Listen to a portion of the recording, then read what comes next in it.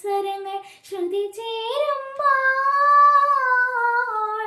മെല്ലെ മൃദു പല്ലവി പാലയതി ഹൃദയഗീതമാകവേ ഓർമ്മകളിൽ വീണലിഞ്ഞ വിരഹഗാനമാകവേ സാന്ത്വനമായി വന്നു ഈ സൗവർണവേളയിൽ സ്വരകന്യകമാർ വീണമീട്ടുകയായി കുളിരോളങ്ങൾ പകർന്നാടുകയായി